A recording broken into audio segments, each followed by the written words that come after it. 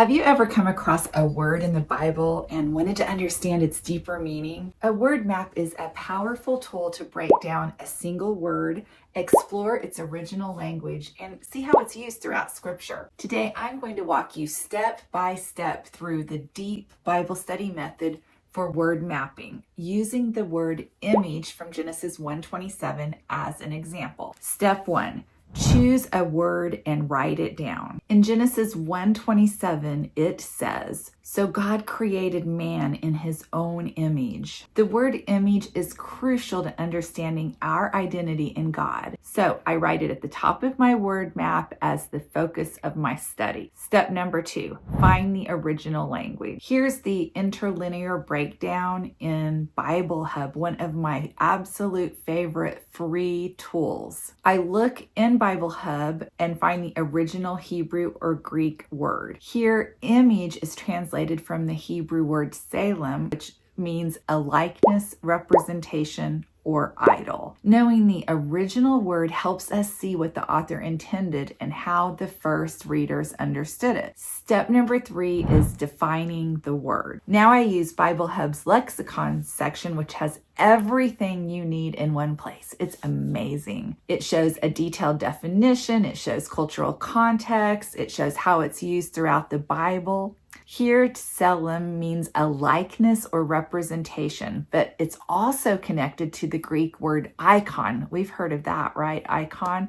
That's used in the New Testament. This is really important because Colossians 1:15 calls Jesus the image or the icon of the invisible God, showing us that he perfectly fulfills what humanity was always meant to be. Pretty cool. Step number 4, look at other uses in Scripture. So BibleHub also is great for cross-references, and a big part of word mapping is seeing how the word appears throughout Scripture. BibleHub's cross-reference tool really helps me with this. I use it every single day. For example, in Romans 1:23, Paul says that fallen humanity exchanged the glory of the immortal God for images of mortal men. Wow. This contrasts with Genesis 1:27, where humans were originally created to reflect God's image, but after sin, they begin worshiping false images instead. So step number 5, I compare translations. Comparing translations helps us see different nuances in meaning. I use BibleHub to do that. It's very easy. You can see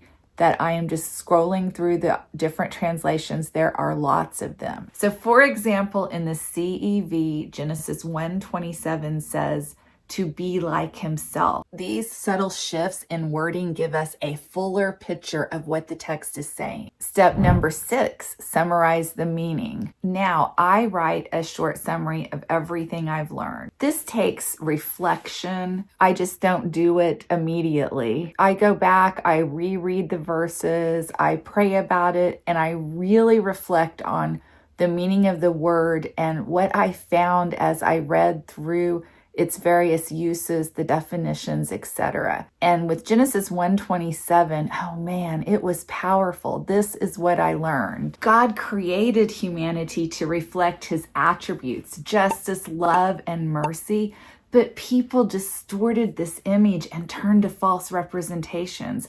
That's why Jesus is called the image or the icon of God. He restores what is lost. The next thing I do is I apply it to my life. Now comes the most important part, the application. I ask myself, how does this truth shape my life? If I am made in God's image, how can I better reflect him? Maybe that means being more intentional about showing love, wisdom, and truth in my daily life. And that's how you do a word map using the deep Bible study method. This process works for any word in Scripture and helps bring clarity and depth to your Bible study. If this was helpful, be sure to like, subscribe, and comment below with the word you'd love to study next. Happy studying.